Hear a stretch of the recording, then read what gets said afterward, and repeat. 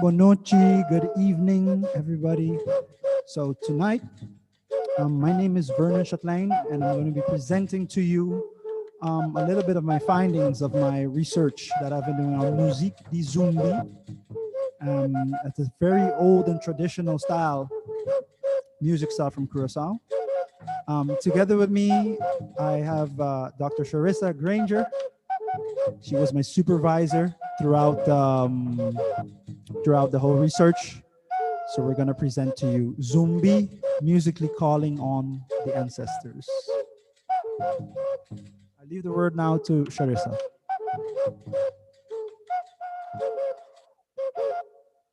We must learn to bear the pleasures as we have borne the pains. Nikki Giovanni. Asked about her use of myths, legend, and folklore in fiction, Toni Morrison says, "It is truth.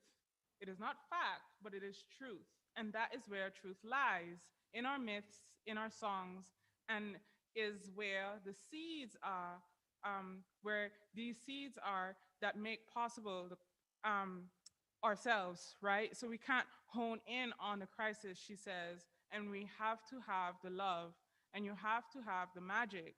That is also life, and I regard it, even though it may sound as if I'm dealing in fantasy, I don't think so.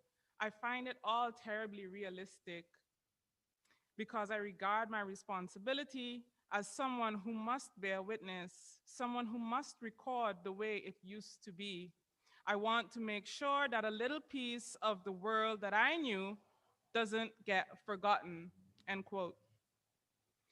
Listening to Musique du Zumbi and to the instruments that make up its sound while working with Vernon and while preparing for this gathering, I meditated on the ancestors. In one of our many calls, Vernon expressed describing his project to a woman in Curacao who made clear that we need to move on from that, that being the songs, the stories, the sounds, the knowledge. This moving on is future oriented, upward mobility, and all of that. I could hear the disappointment in Vernon's voice. I was also disappointed and carried that for some time to come. This was not an unfamiliar response as I faced this in my own research. But for me, music is a location of unabashed and absolute pleasure. So I am undeterred by the disappointment. And it seems so is Vernon. And here we are to speak of the ancestors and to listen to the sonic gifts they have bequeathed us. We are thankful and appreciative of your joining us today, both online and in present. Toni Morrison acknowledges the vital role of the ancestor in our contemporary lives. She says, and I quote, "Ancestors are not just parents. They are not just timeless people. They are benevolent, instructive, and protective, and they provide a certain kind of wisdom," unquote. What happens when that wisdom is rejected is my question, as the lady that Vernon was talking to seems to suggest. Right. I am increasingly interested in how we as Afrosporic people attend to and respond to the presence, especially in the face of coloniality and our continuous move against that. For Morrison, the absence of the ancestor is frightening. She says, and quote, "If we don't keep it in touch, if we don't keep in touch with the ancestors, that we are in fact lost. When you kill the ancestor," she says, "you kill yourself." I take this seriously. In a 2010 lecture by Jocelyn Clemencia at the NINSE, the same sentiments are expressed, where in no uncertain terms, Clemencia makes clear that the disconnect from the ancestor causes fraught, anxiety-ridden, and dispossessed persons. Conscious historical connection is necessary, and according to Clemencia, this connection must be nurtured with vigilance and intention.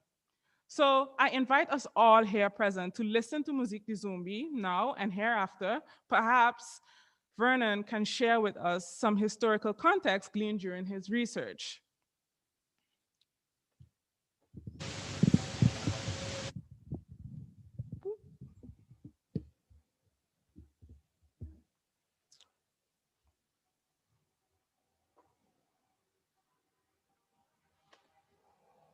Opname 285.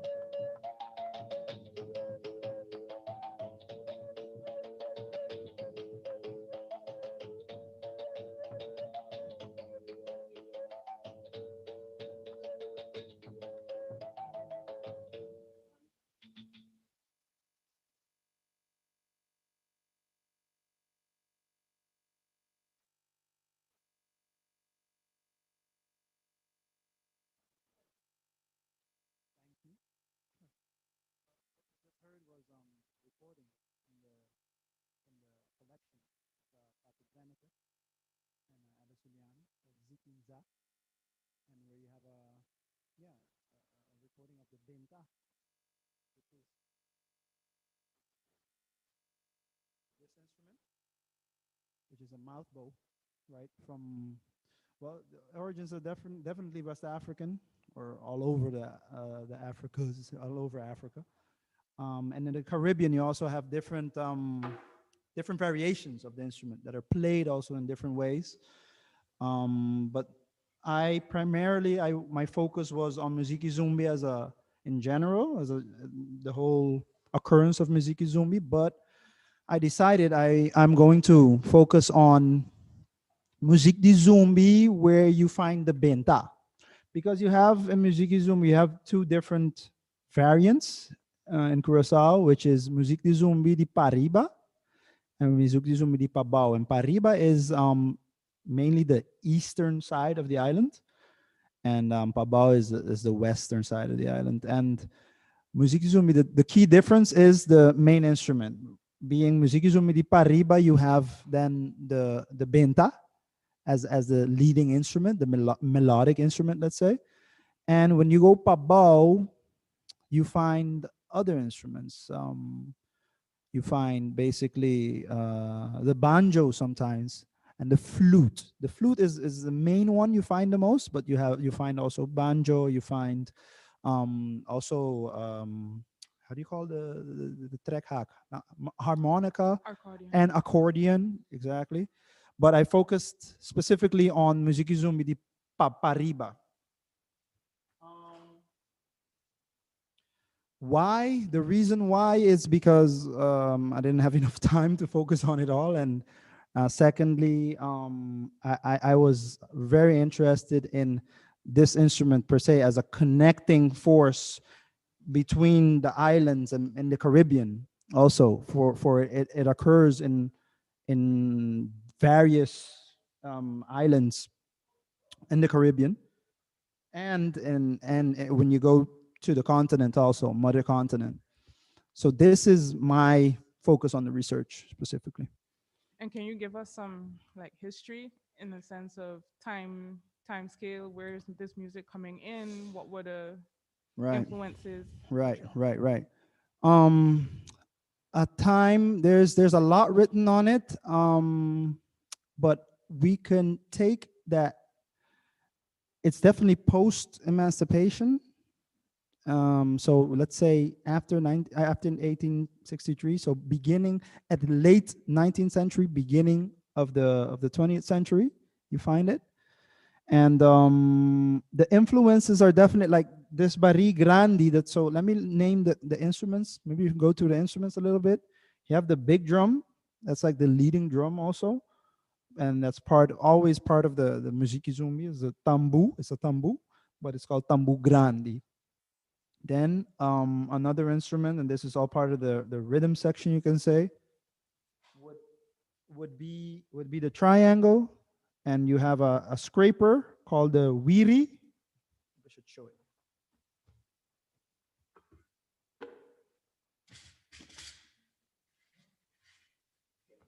So the triangle, as I said, the tambu grandi triangle, the wiri, which is a scraper, metal scraper, and you have this very peculiar instrument. It's called a matrimonial.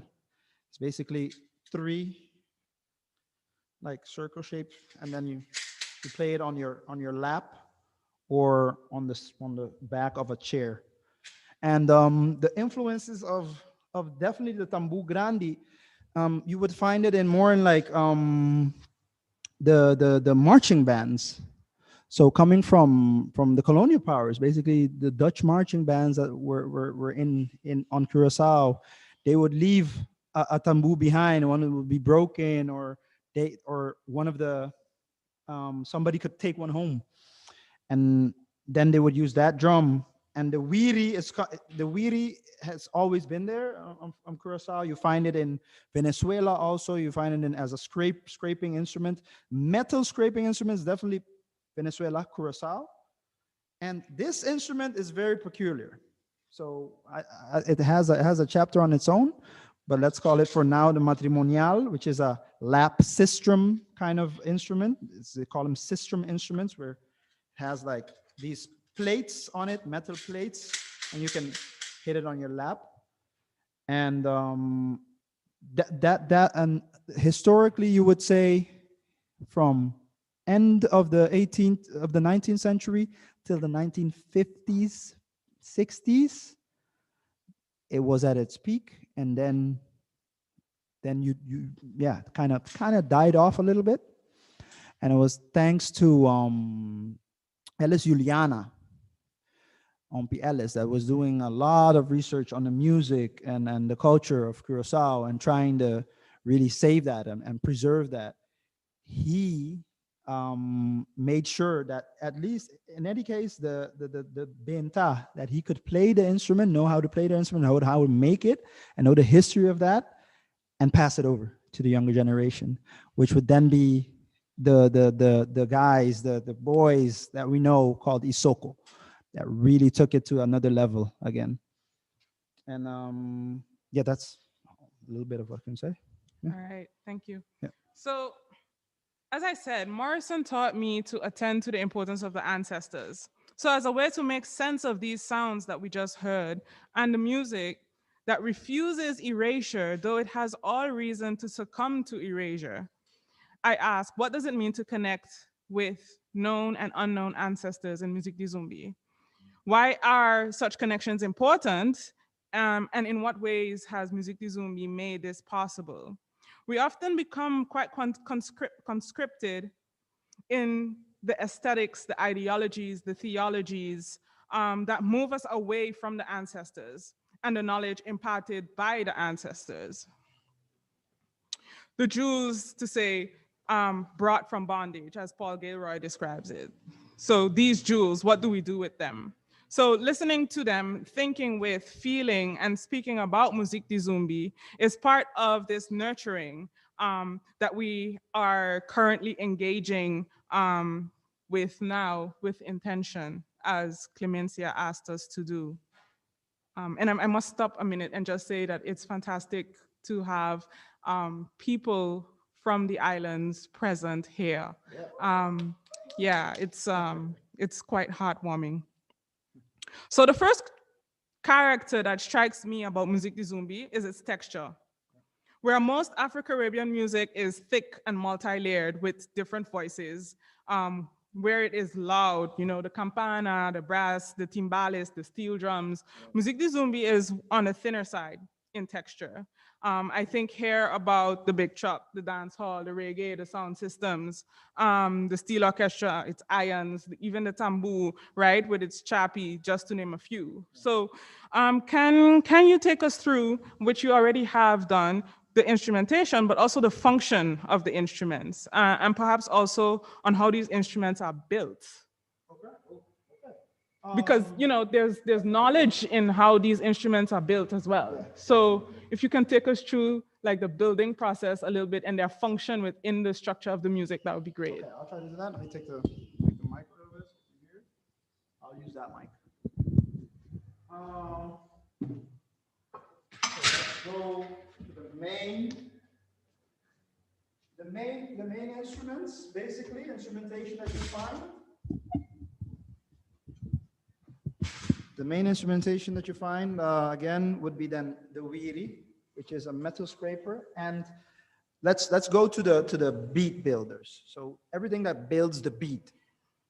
The first one would be the wiri, and maybe I'll try to make a little loop of something so we can go through it.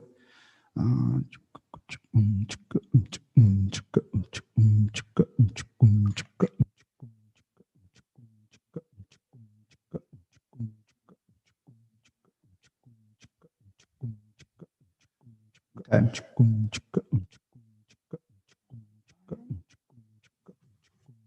First one will be the wiri.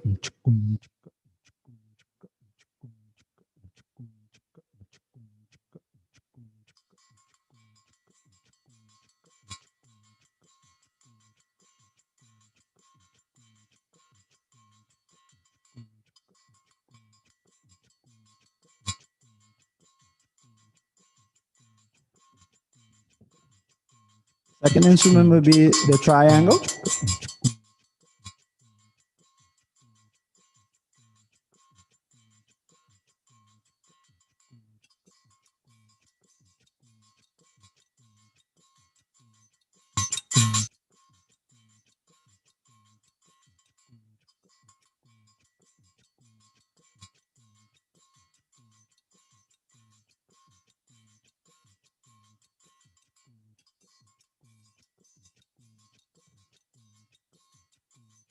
Then you have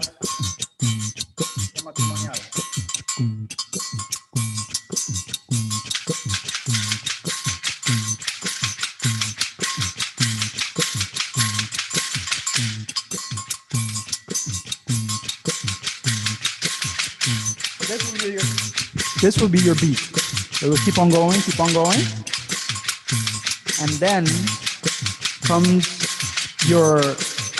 This is very thin, as you can say, like you said, but this instrument, being the benta, the main instrument, which is the melodic instrument, is even thinner. So I'll try to play it, and I'll give an example of how to play it. So this would be just the basis without the bass drum, the big drum, the tambu grande.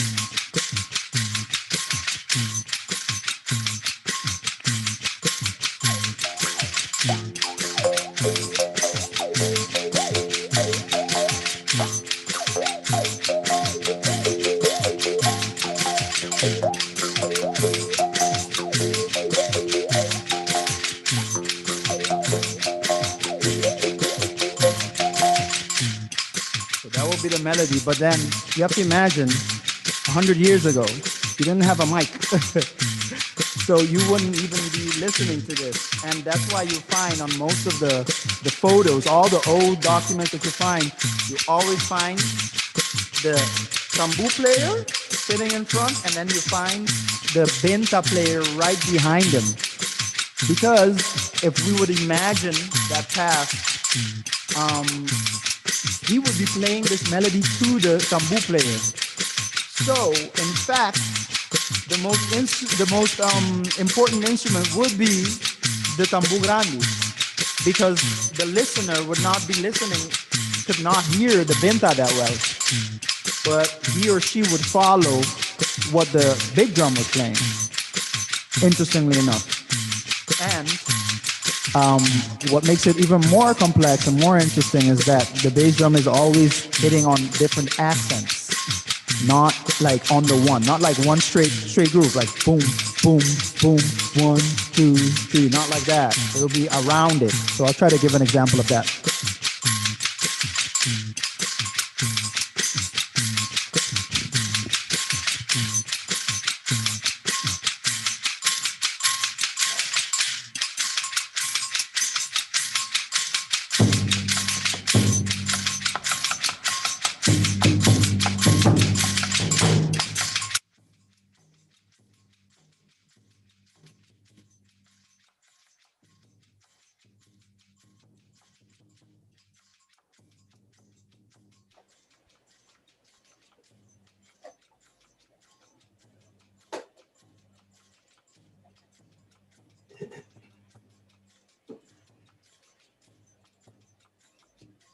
Perfect.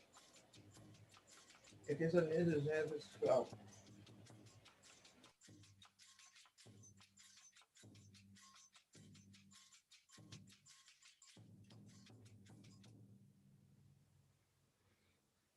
Thanks. Can you say a little bit about how the benta is made? Okay. So the benta is so it's basically a mouth bow. Let's say the wood that they use is basically from a karawara tree. I should have looked at the I don't know the biological name for it. So maybe my people can look it up. Karawara. Anyway, karawara tree or the calabash tree. Calabash. So that we have you have a lot of these in Curacao. What makes it useful is that it's a very bendable, very flexible kind of wood. Important when working with anything that has to do with that has to do with wood, you cut it always on a full moon. So the wood is always cut on full moon, and this is when you have the maximum amount of moisture in the wood, so you can bend it correctly. And the bending technique that I use, they have different bending techniques, but the one I use is with fire. So you actually put it in fire, and then this kind of like cooks the moisture or the water in the wood, and then you can bend it. You can bend it between another piece, another tree. Basically, you find a tree that has like a kind of like a Y shape, and you can bend it. And it takes a long while. It takes at least 4 to 5 hours, and then just bending it carefully like this. Basically, I got this made after I broke about 7 different pieces of wood. So it takes a lot of work and a lot of practice. And normally, the string you have, they use it from the backside of a coconut branch. So you have the coconut tree branch, and that backside, you cut it off, you slice it off, and then you tie it on both ends. But for purpose of what's easier and maintainable, especially in this weather, I'm using packing strip. So it's basically plastic packing strip. So yeah, it's recyclable also. Yeah, and it kind of has the same function.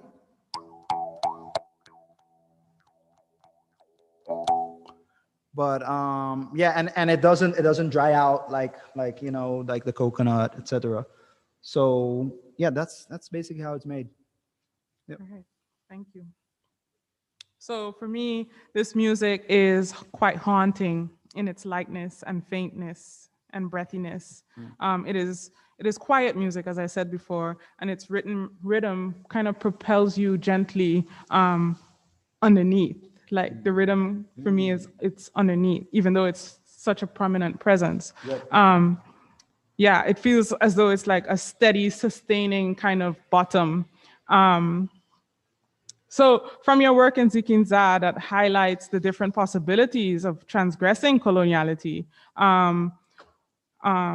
and doing so in a whole and as an intact person, I am interested in how people created paths to live a whole as whole a life as possible.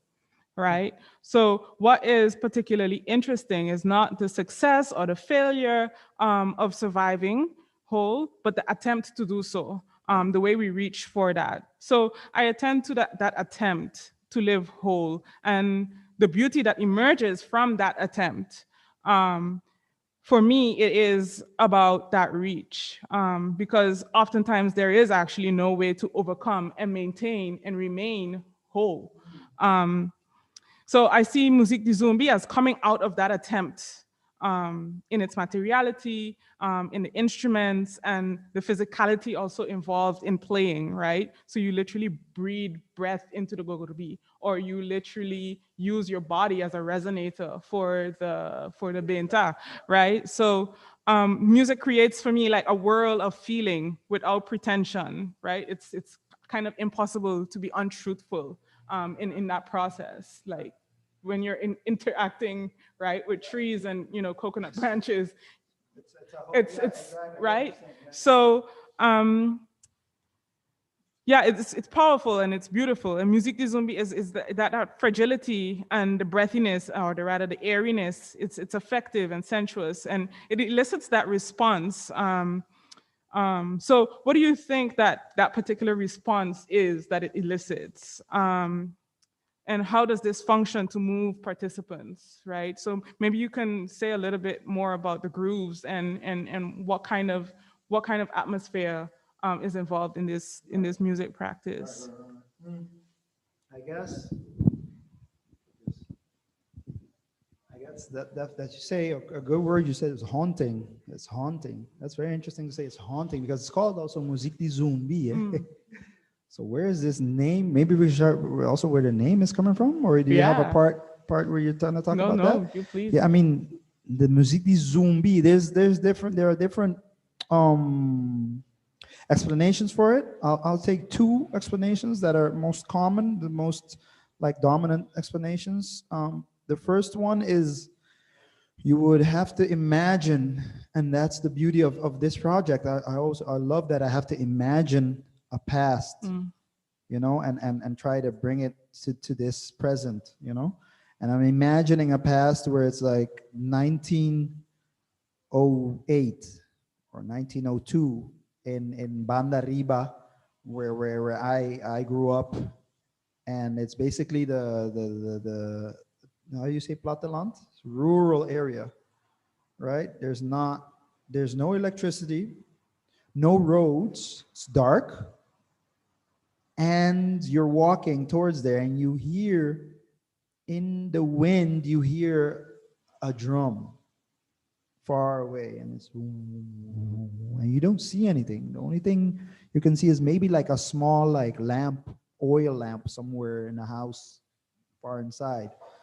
And then you hear the benta, that haunting sound of the benta coming along, and always passing by with the wind and going back out, right? So this would be like one of the ways that they would explain the name, in the sense that, ooh, what was that? Zumbi. It would be like a ghost, because you can't see anything, you can't see it, but you hear it, and then it comes, and then it goes away again. So that's one of the explanations for the name. And another one would be, if you go more into the spiritual realm, um the name for God in Congolese languages, I would say maybe Kukongo, would be Nzambe. So Nzambe. So, and you would say Nzambe, Zambi, Zumbi, Muziki Nzambe. So music of the gods, or music for God. And this would take the context of at least what I've learned so far, but I'm still looking for, of the Muziki Zumbi as only a social practice, where it goes more into the spiritual and religious also. So there's not enough research done on that, and I would love to go more into that, and I haven't read anything in that sense. But this is one of the other explanations for the name. And the breathiness and the instruments in itself, indeed, it's an whole it's an experience, because you're really working with with nature. You're one on one with nature, and I mean, these aren't instruments that you order easily. I'm not gonna, hey, can I order a benta? Nah, it's not gonna happen. This is from my garden, actually. This is gogorobi.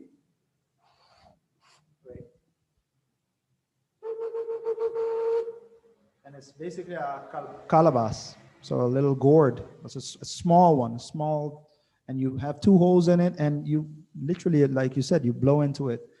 And you asked something about the instruments. In terms of dance. In terms for of instance. dance, also. In terms of dance,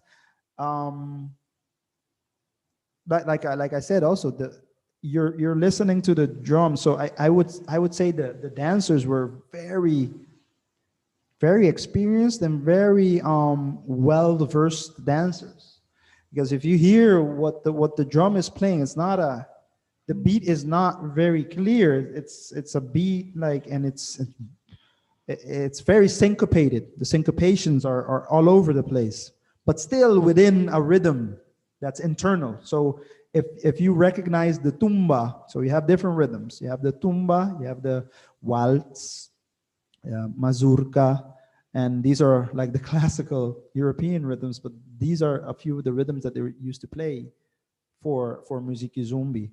But let's take the tumba, for example. The tumba will be a 12/8 rhythm of 1 and a 2 and a 1 2 3 4 5 6 1 2 3 4 5 6. But what's happening in the tambu grande is somewhere else, and again, if we would imagine the past, you would not be hearing the benta that well. So you would only be following this tambu grandi and whatever else the triangle is playing, which gives you the beat basically of the chakichi chakichi chakichi chaki. That's it. But you would move on whatever melody the bari tambu grandi is playing. So I would say definitely the experience and the exchange between the musicians and the dancer as a social construct, as a social gathering, and the way that it's an embodiment of rhythm and all. It's I'm in love, and I'm still amazed every time I imagine it, because I still have to see it. I would love to see it now. Right. So, I mean, what are the settings, and how is this happening now? Is it even happening now? Now it's not happening. I have to say, very honestly, it's not being practiced. It's not being played. You have Isoko, and I have to always mention Isoko because you have Riso Soliano and you have Ruchi, and these are two of the three main characters and main musicians, part of the group. They still play it here or there. You find it sometimes in when you get to the city in town, but as it was at parties, it's not being played anymore. No. Maybe we can have a listen of, to Oh yeah, definitely. Isoko.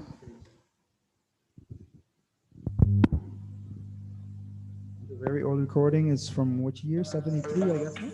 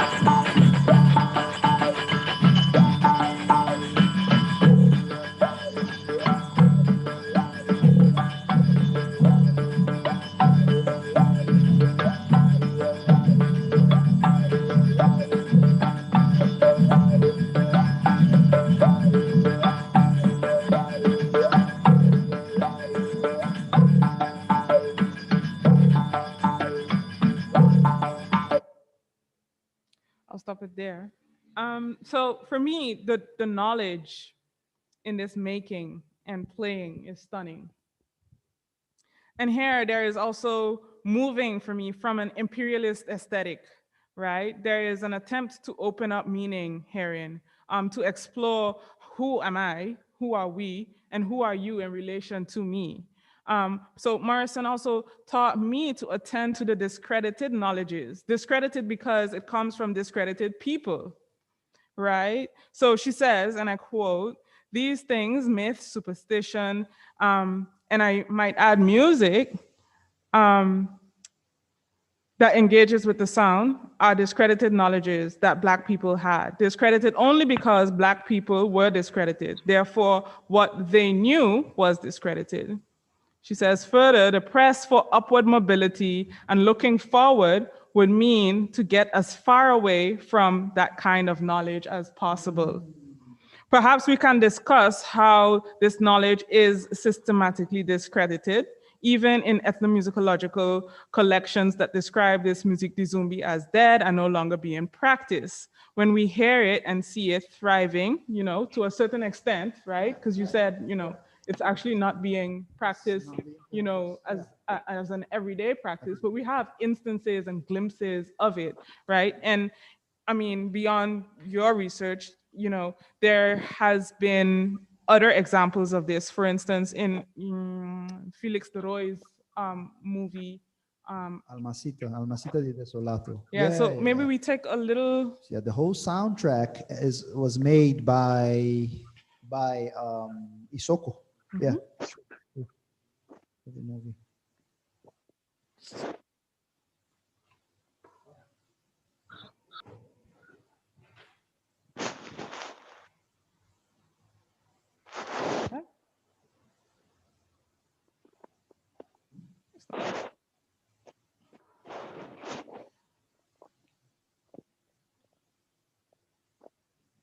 Lamang itera, tauli, tera tano tata, ay tera lamang, tano tama lamang, tera tano tata, ay tera lamang, tano tama lamang, cielo tauli lamang itera tauli, cielo tauli lamang itera tauli. Spiritu grandi cuta viva, ay arriba del cielo, pariba den lamang, aquí va na terra. D'una frutta, d'una frutta, pone la hecha d'una cosecha, pone la hecha d'una cosecha. Ay sí, ay sí, ay, spiritu lang, importante pasado lang, d'una boso hombas, mueran, boso yunang, kumila, ay sí, tu no sue kubong kuminda, tu no sue kubong kuminda,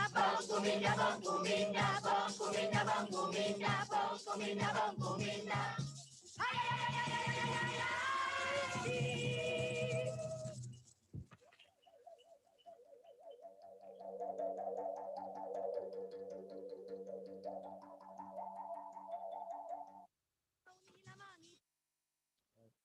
So we have these examples. So this is coming from 1984, 1980, Yeah. right?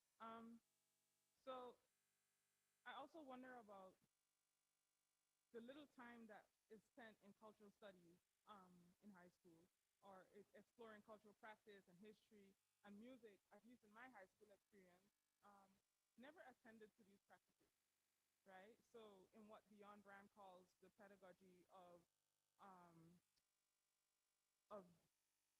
the colony, our music classes, the little that was available to us, never taught us about how our own engagement with sound, with the possibilities of its materiality, with how it brings us into relationship with nature, as you described, and the knowledge that is gleaned in and from that engagement, right? We don't come in contact with this growing up. This is work that we do, now. This is work that we're 30 doing, 30 years in later. our 30s. So we do not learn about, the physics and the science involved in our metal instruments, for instance, that steel can be manipulated and tuned to produce different pitches and vibrate at different frequencies to produce partials and overtones that cause harmony or disharmony, right? So that, that there is science herein, or that science of the Kahi Orchel, for instance, what does it mean to have little, nails, on a roll, that Making spikes, music. right. So, we don't have this. So this is the discredited ancestral knowledge that is not taught to us, but has the potential to be empowering to us as children, to know that right here where we are, or where we were, because we're in a different place now, that there is knowledge, right? That we also contributed and made and invented. So the importance of sitting with the ancestors and communing with these ways of making sound, of touch, of feel, of embodying traditional Afrosporic music practices is not only a contestation to me of coloniality, but a reckoning with coloniality. It's a coming to terms with coloniality, but also going against it. And interestingly, these music forms are continuously changing. We can feel and hear this in our listening. In Caribbean Discourse, for instance, Edward Glissant writes about the significance of form when confronting and reckoning with the ghosts and the hauntings of colonialism, which resonate and vibrate in the present and in the future. So can you speak a little bit about the changing forms of musique di Zumbi and what they make possible? Perhaps you can speak a little bit more about the continuity, right, and how your work is situated within that continuity. Yeah, definitely. The changing forms of if we would hear the recording that you just heard of Isoko, from where they're coming from, they're branching. That was in 1973, I think, and they're branching out from like the tradition, very traditional roots musique di Zumbi, playing in a tumba rhythm also, as you could hear, with the benta, very traditional instruments. So you have the wiri, you have the triangle again, the barigrani and the benta, and maybe a matrimonial there. A way that has changed, definitely, that came about with Isoko. Isoko was one of the first groups then to take the as you say, the discredited music of our peoples, which is musique zumbi, and then bring it to another level by adding, first of all, by creating very different grooves, going deep within the tradition, but then from out of there creating their own grooves, very upbeat, also up-tempo grooves. Also including, they also did like a few recordings of musique zumbi hip hop. So they would play like a hip hop on the drums, and you would hear like a hip hop beat, and then with the benta and all of that. But they also added new instruments, like for example, they added like congas, or I brought this. They had like a shekere, which is like basically a shaker. It's a really big one, but they brought like shekeres to add more groove to it, and like different other instruments, and oh, one thing that Russell, the player, the benta player, main benta player, he added also a kind of like like a balaphone, you can call it, but it's not a balaphone, it's with bamboo. So it's a bamboo phone. So you have different tuned bamboo like phones, and then he would play like as if it's like a xylophone. So he added that to the mix. He also added like a flute, which was basically just a one, just like a pipe, basically cut pipe, and then he would manipulate the sounds with just his finger on the bottom. So if you can do this.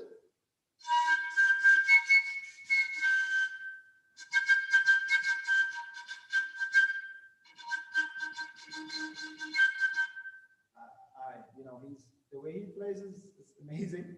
So he also added that to the mix, and they added vocals, songs. So they started writing songs. It's an instrumental music, first of all. I'm, at least from the recordings that we have, it's instrumental. And then Isoko came with songs, basically. And very, very catchy songs. Some songs that also have to do with going back to Africa, or recognizing Mother Africa as the mother continent, or other songs that goes against colonialism also. That's like an outcry against like the colonialist ways of thinking and liberation. So that was definitely with Isoko. After Isoko, you find and that's the next part of my research, is going to be the different groups that were influenced through Isoko here in Holland. You have a whole bunch of groups I didn't even know that started musique zumbi here, and traveling and touring all over Holland in festivals, making different like their own version of musique zumbi based on what Isoko was doing. From there, you get Serenada with Hari Moon. Hari Moon also has a vocal group and a tradition, very, very beautiful project called Serenada. You should definitely check it out, where he also incorporates the benta and the musique zumbi in a more modern context.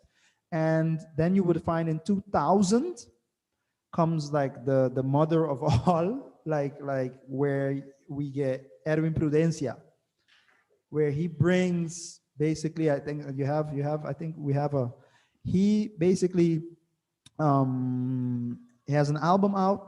It's called Transition. Beautiful album, timeless. I'm still listening to it every day, and I'm still puzzled, and then I'm still amazed. There's the second tune, basically. It's a concerto.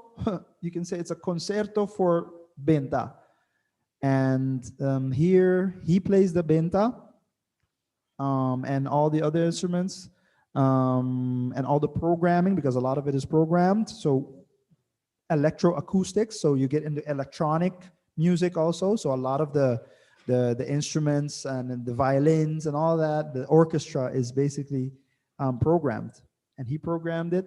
You have Yuchi Cordoba playing the Bari Grandi, and I think you have Donny Marcelina playing the tambu. So they also added not the tambu grandi, but the smaller tambu in there, interestingly enough. And you have Gogorobi and a marimbula. So a lot of different instruments have been added. Maybe we can have a listen to that.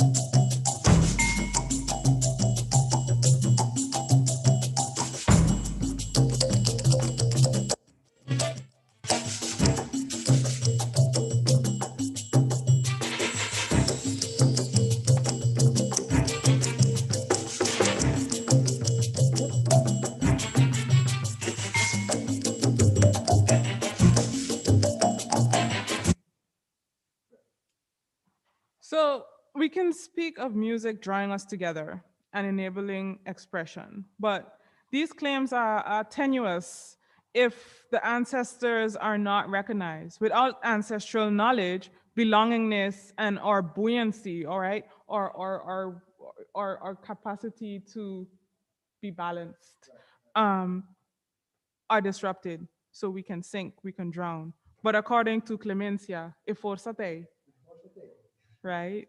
So eforzate. So music for me goes beyond belonging and expression and identity. It is also about moving towards liberation, something that you mentioned before. So according to Gordon Lewis, what coloniality does is it imposes upon people mechanisms of disempowerment that inhibit our ability to act as human. He says to disempower people, their capacity to act needs to be blocked. Their liberty is limited and their freedom is constrained. Liberation is about the absence of impediments and blockages. Freedom can have restraints and is about the responsibility over all action. According to Rinaldo Walcott, freedom marks a certain kind of sovereignty, a sovereignty over the self in relation to the collective and the communal conditions. And in the context of unfreedom, we can glimpse modes of unauthorized being as self-authored acts pointing to or authorizing a potential freedom to come. So what is interesting for me here is self-authorizing and sovereignty over self. And I think in Musique du Zombie, this is what is happening. It's our capacity to act in our own terms, to be in our own terms, to make our own worlds, and to create beauty on our own terms, right? So music makes possible this authorization and scripting new ways of being. It has to do with physical and emotional movement in dance and the pleasure that is part of this, a pleasure that is embodied and carried even outside of the music space. So even when we leave here, we carry this with us, right? So even when we leave from Curacao, even when we leave from Aruba, we carry that with us. It's embodied. The way of moving, right? The way of feeling because of this music and the pleasure that is derived from it.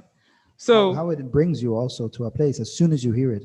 yes, As soon as you hear yes, the sound of the it takes you binta, away. it takes you to that It takes specific, you- yeah, it takes you a specific place, or it takes you away completely. Yeah. Yeah, and in here, I see us, asserting our humanity and undermining the mechanism of disempowerment. This is the worth and the value. And here I keep coming back to intention. And we must practice our practices with intention, as Clemencia asked us to do. So we must remain vigilant about what we do and how we do it in the presence of our ancestors. So what comes out of your project for me are the strong voices that I actually hear everywhere. So who is speaking and who is being spoken to is my question to you. I mean, it's a chunk. There's a chunk. You said a lot there. Definitely. I must say, towards about liberation and about being to do things on our own terms. Authors of what we're. If we would look back, and I don't know again what was happening back then. I'm not there, but just to try to imagine, just the simple fact that I was imagining that past, that I would listen to the songs from Zikinza, or I would make this benta, and I would imagine how it was being made back then and how our ancestors were doing it. Just being in that space in your mind almost brings you physically there, that it's a form of liberation for me. And about who's being spoken to, and who's speaking and who's being spoken to. Who is speaking? Yeah. Who is speaking? I believe if we channel, if one channels deep within oneself, you look deep in yourself and see what you really want to do, what you really want to get at, and really channel that energy and channel and accept and what happened in the past, where you are today and where you want to go, then or one way or the other you are speaking, but you are also a vessel for the ancestors. I like that. I Right. accept that. Okay, yeah, thank you. And who is being spoken to? We're speaking English now, so we're speaking to Yeah. the world, and I would call this, for lack of a better word, this is world heritage music. So it's memory of the world, basically. It's a collective memory of the world. If it's lost, then it's a big part of history that is lost, because so much history and stories and folklore and movement definitely went in it. So we're speaking to the world by speaking to us here from Curaçao, Aruba, Bonaire, but also from Rotterdam, by way of Eritrea, Holland, by way of Holland. And we're speaking to the world, and by speaking our our truths, by vociferating that, by letting it be known. We're speaking to the world, and definitely that's why I can say. Okay. Yeah. Okay. So just in closing, before we kind of open it up for a kind of broader discussion, the presence of the ancestors offers us a blueprint to me, to practicing freedom, on how to practice freedom in the face of unfreedom, in the face of the individualism poured on by and necessary for capitalism to thrive. This is offered in Musique du Zumbi, for instance. It surrounds creativity and a radical, often futurist imagination, because you keep coming back to that word imagination, that creates paths that prohibit erasure, right? So this imagining prohibits erasure. The sound of the binta ties together knowledge, aesthetics, and creative intellectual work that emphasizes humanness, even when humanity comes into question, even when humanity is denied. So through feeling and moving, we can imagine different futures where individualism is contested, right? We're together here. Iforsate. So according to McKittrick, when going through processes of seeing, knowing, unknowing, observing, representing, expressing, sharing, forgetting, erasing, and living with the inaccuracies and unresolved problems, it is our imagination that helps us to muddle through these complexities. It is our imagination that seeks out and affirms already existing freedom practices, musique du zombie. Imagination, too, leads to the invention and reinvention. Imagination is not an answer. It is not a noun, she says. It is an opening, an act, a verb. It is something you do. It's active. So music enlightens, points towards other possibilities of being that can take us and shape us through imagining. Music has that potential to make possible liberatory ways of being. And I sense this happening in the sound of Musique du Zumbi, how it elides individualistic self-interest, firstly by placing us in relation to the ancestors, and by creating intimate spaces such as these, right? That I'm quite enjoying right now. I'm really, yeah, I'm really in my element at the moment, because of the people present, really. So do you see Musique du Zumbi creating these different ways of being and moving in the world, which I think you have already touched on, of forging these relationships, and I think we can also think about what these relationships are. So Musique du Zumbi is an act of love offered to us. And I consider your work, Vernon, as one of the stewards and your creative and imaginative work in the Zikinza collection, in your compositions and your performances as guiding forces of love. Your continued work is kind of like a thank you to the ancestors. And this appreciation is mobilized by building alternative future possibilities. And I will end by quoting June Jordan, who says, "The creative spirit is nothing less than love made manifest." So I'll end there. Thank you. And thank you else for listening. And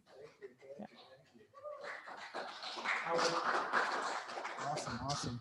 I would, before we go into the questions, like the listeners, viewers, questions here, public also questions. A part of sending whatever, all the voices from the past to the future is definitely the public I have today. I can give to you this melody that was given to me again through Hari Moon, and that Hari Moon got from his studies and from his people before him. That's going back to Yanchi Benta, is one of the first accounts of somebody that had a Benta.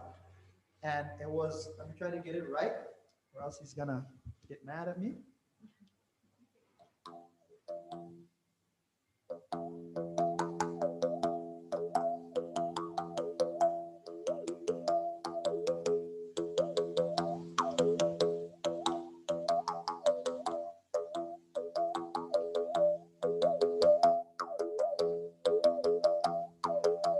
Dorang come sopi tampanya, dorang come sopi tampanya, elahaya mali barika, elahaya mali barika.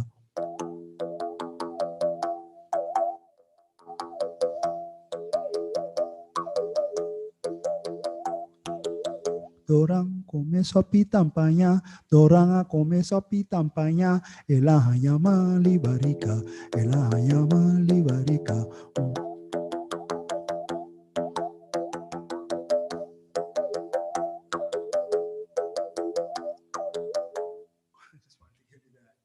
It's like a little melody, very old melody. That it's about a story of a man that ate some kind of soup that was tampaya, that was not a good soup. And probably it was some soup that he ate from somebody that he shouldn't have eaten, bulamenti waya and so. And now he got sick. And then they would play this melody, they would play this song to like taunt him. So anyway, I wanted to give that as a gift to you all and all the listeners. All right. Do we have some questions? Maybe.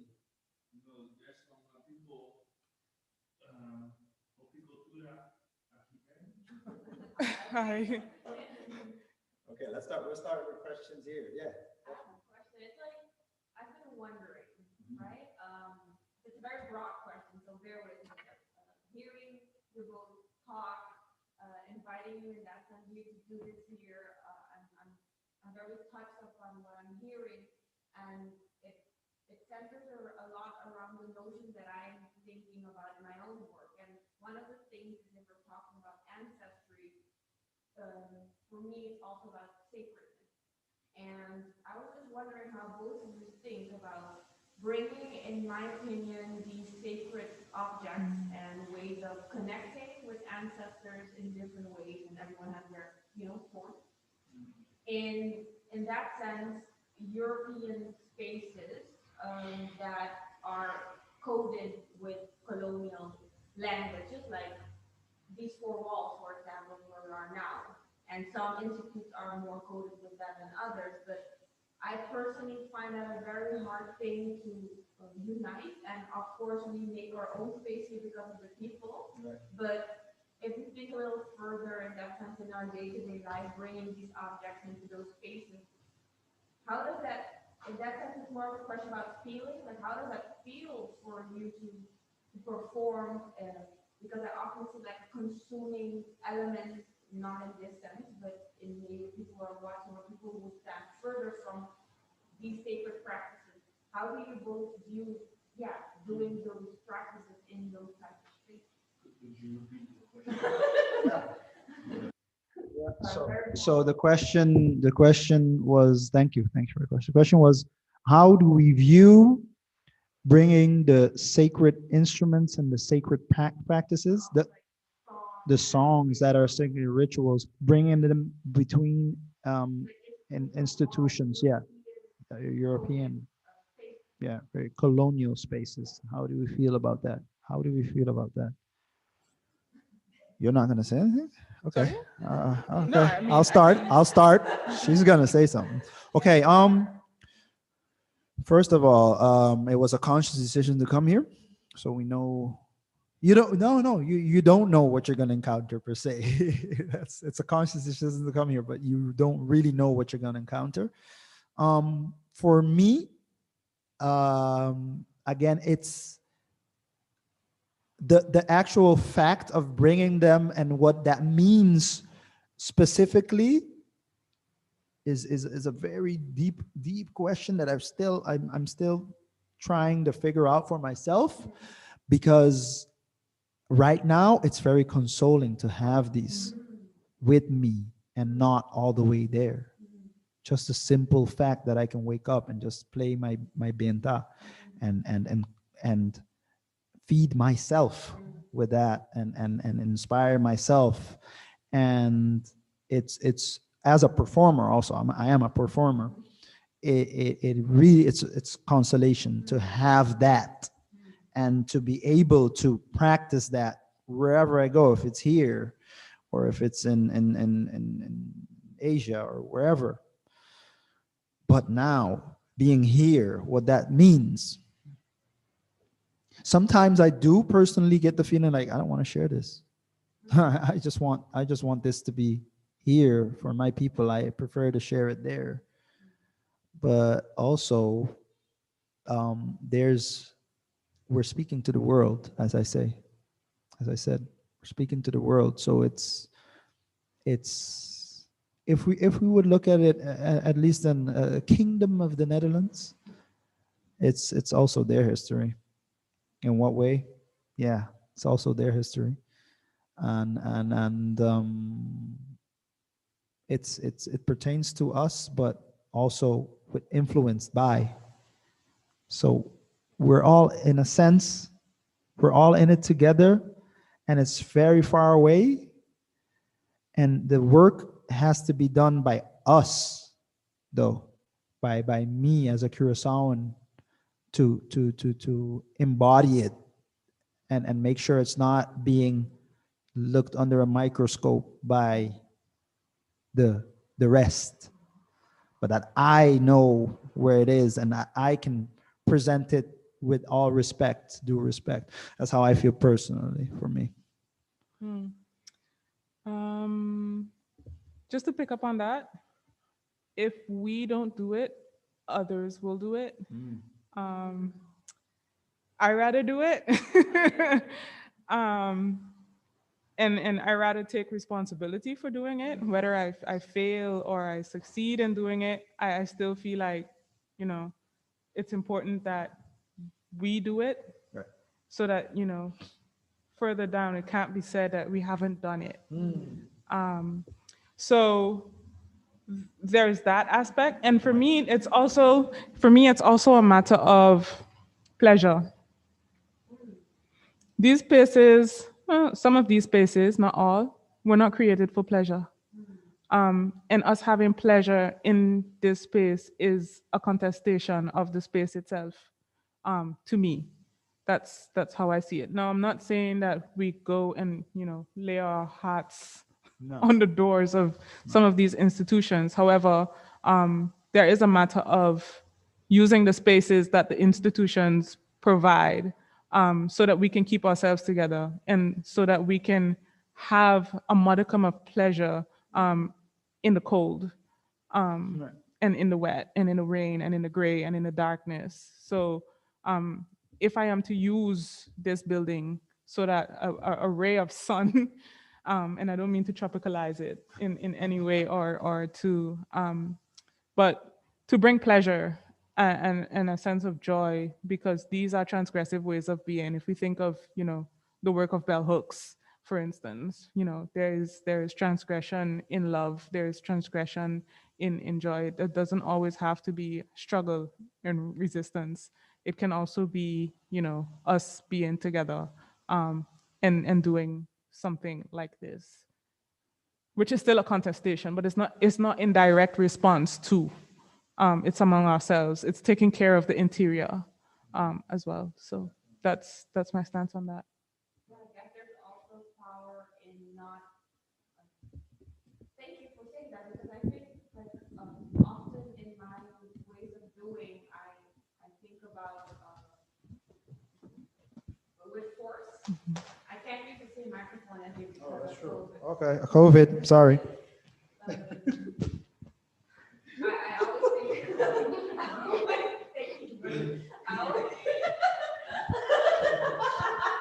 I always think of like testing, not a testing. I mean, how do you say that? Like contesting through force. But I think you just like all of the books I've read like on the Lord and on books. For some reason now, just because you told me this and I felt it, like you telling me this, I think it's for the first time that I'm feeling like, oh, I'm allowed to actually also like Enjoy. vulnerable Yeah. in saying like screw the system in that sense or Yeah. something in that for that matter. And that's something very new because it teaches me that where we put our gaze at this moment, and that is in ourselves, I guess, or together, and not specifically directly all of the time giving my attention to these four walls, so to speak. Yeah. radical presence. Yeah. Rishinel Ansano. Make your presence radical. You know, wherever you are, be there, be present, and indeed, for example, I did Voices from Letters Zikinza, power. It's out of power, out of beauty. No, we're not going to talk anymore about the struggles and the hurts. That's been done enough. We've been talking about the struggles and the hurt, but there's so much plaisir. Plaisir is like a papiamento word now that they use. It's coming from plaisir, but they creolized it, plaisir, and that's what we have to. It's not. I'm not again. Like Charissa said, we're not trying to tropicalize anything. We're not trying to only be about hey party, but how do we come out of love and talk about ourselves to each other from departing from love and not departing only from the struggle and the hurt, right? I guess so. Yeah.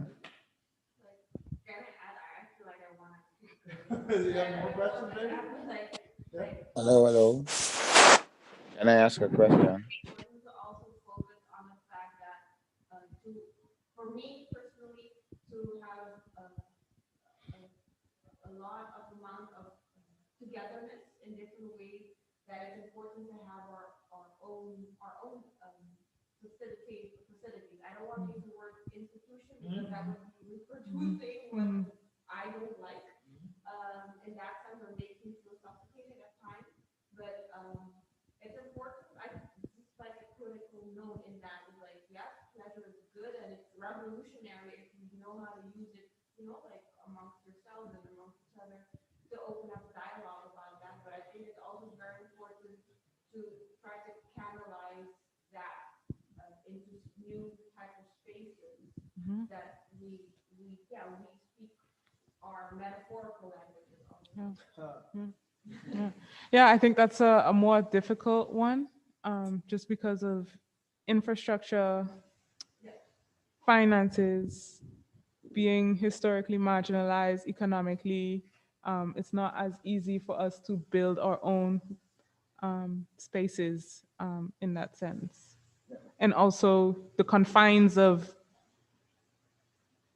weather, let's call it that, here, where you can, gather in a panyard or in a hoffy or on the street. Boy palo. Bao palo.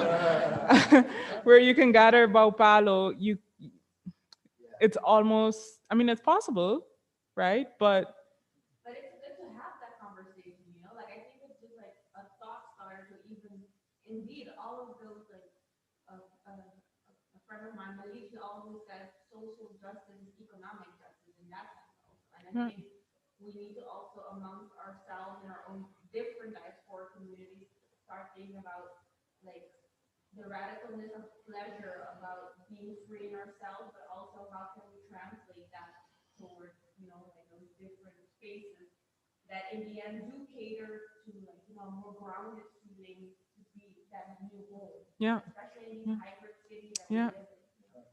So it's just like a thought starter that I wanted to. Thank you. Thank you. Yeah, that's definitely a futurist kind of radical imagination in a futurist way. Any more questions? I just wanted to add, it also Okay. feels that what you were talking about is also like continuing what our ancestors started. I know, for example, that Tambu was more of a rebellious, but I don't know exactly what ZUMBI. No, not really. Well, again, going back to the simple fact that you, as marginalized, discredited people, you would take your energy and put it and create something this beautiful is already a form of rebellion, or not rebellion, already a form of how would you call it? Not rebellion, but yeah, it's thinking, to go ahead, always a form of going against the oppressors, let's say, and creating their own spaces in the campus, and making music and dancing, creating their own parties, having these stories told about dorang comiendo sopitampaya, etc. So definitely, we have a question, I think. Yeah. Okay.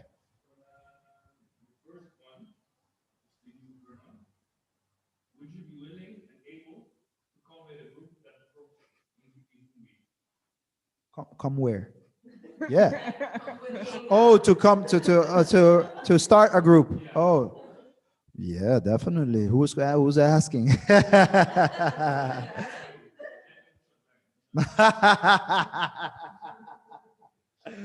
Kumbay, Papa.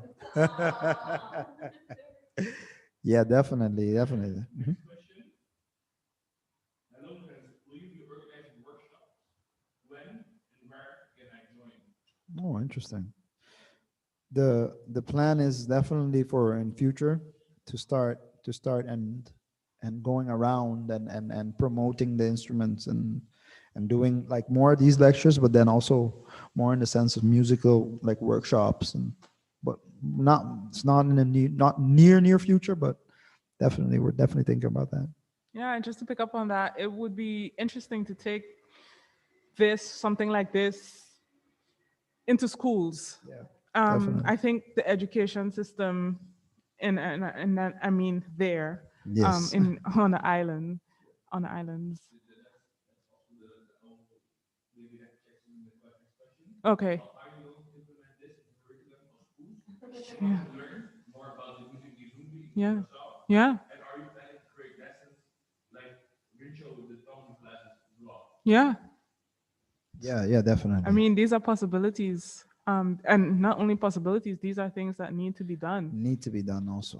Definitely. yeah. With tambu, it's being done, but not all of the music, like definitely the Curacao music and traditional music, it's there, but it's not in a systemic way. It still needs to be really like systematically put in place that it's mandatory and that your history when you get out of school, something about all of these all of these instruments, all of the tambu. Like basically you are not allowed to only know about violin and the piano and all the other European instruments. Let's know something about these instruments also and where they're coming from.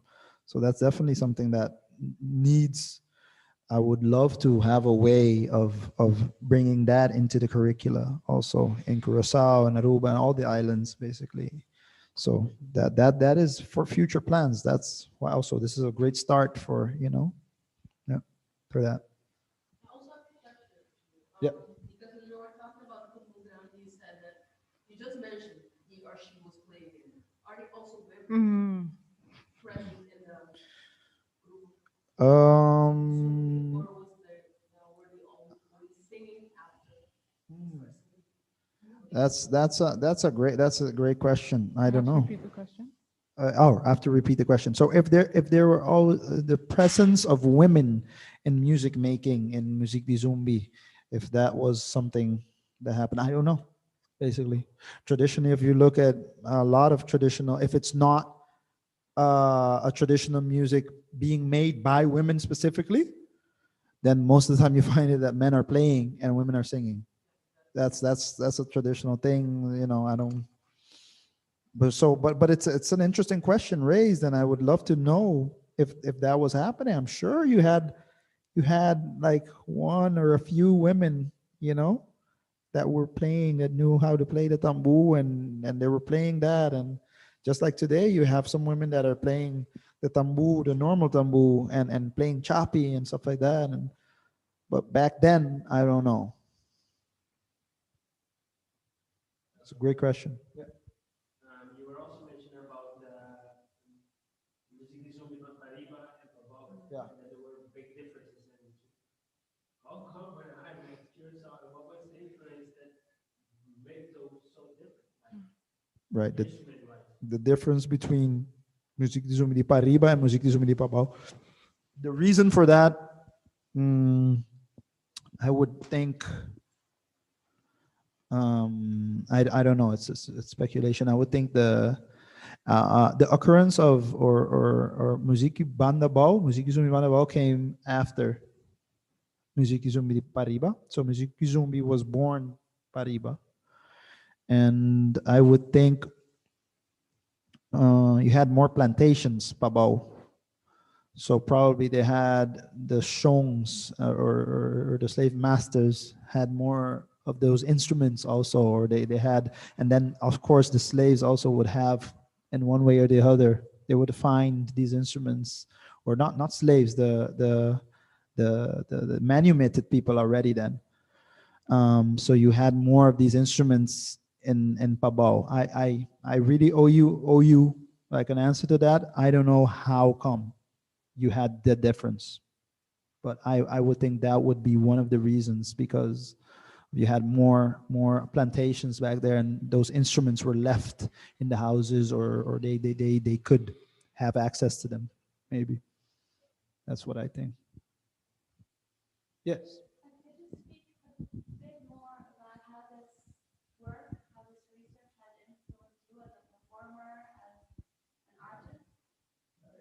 How this work influenced me as a The research. and my how this research influenced me as a performer, as an artist. Yeah, finding purpose, finding even more purpose in music, in my music. You know, it's like a little travel thing. Like you travel, you go Cuban music, you do Caribbean music, you do jazz, you do classical music, and then you travel and you come back home. You know, it's like a lus, like a little circle. And I'm home now. It's like, and how it gives some kind of like I groundedness also, because I used to play tambu also. I know tambu. I study tambu. But this also goes deep, and also because, as you mentioned, this is it's a discredit. It's the music of discredited people. It's a discredited art form, but it's one of the richest. Like it's rich, and that riqueza, that richness, I am allowed now also, thanks to this research, thanks to this grant I got, to basically go deep into it and embody it, you know, and not only write about it and only give lectures, but to perform it also, and incorporate it in other work, you know, incorporate in my later work, or incorporate it with works with other people, and then you find that it starts to linger around, and it starts like spreading, like, you know, throughout. And that's how I think something can survive, also by having being In contact. Hmm? In contact. yeah, being definitely in contact with, you know, and also permeating through other cultures and going other places, and being brought into jazz. And how about we do a concerto in muziekgebouw, or concertgebouw, or how about we play Tambu Grandi and Benta in Rijksmuseum and with Kachu, and let's do that, you know, which has been done. You know. So yeah, that's so it really gives me like a sense of, hey, all right, mitei. Is that going? Forçatei. Yeah. Yeah. Yeah. Just to add to that a little bit. I mean, I got in when I lived back home. I didn't listen to any of this at all. It took me moving to actually get interested in what was that?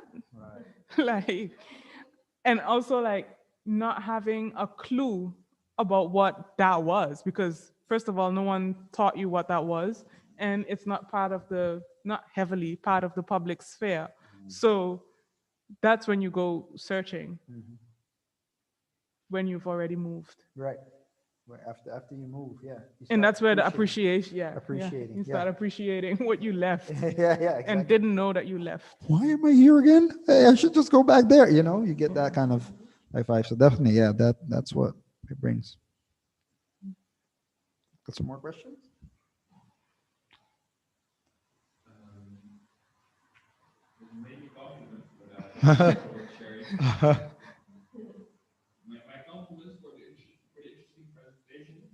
should we indeed take the schools maybe as an extra subject? Yeah.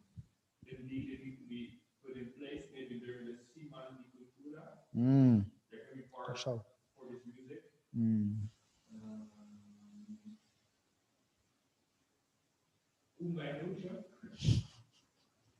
Bye. Bye, Mama.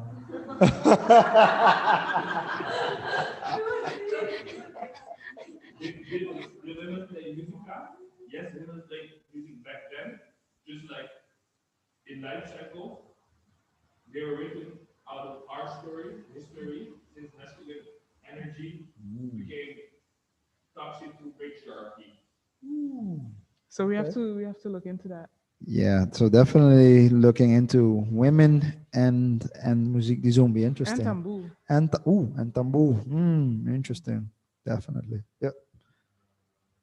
There's also someone explaining more about Kawara. Karawara. Yeah. Yeah, okay. Do they have the name of the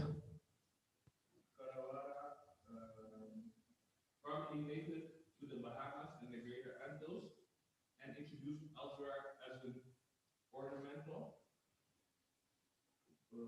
Bolding mentions this species as cultivated on all 6 Dutch Caribbean islands. Oh.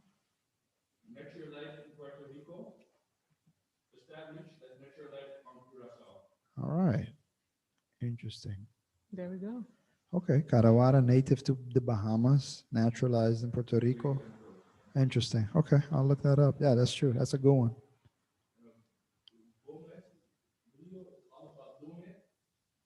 Okay, go. If there's no questions, okay.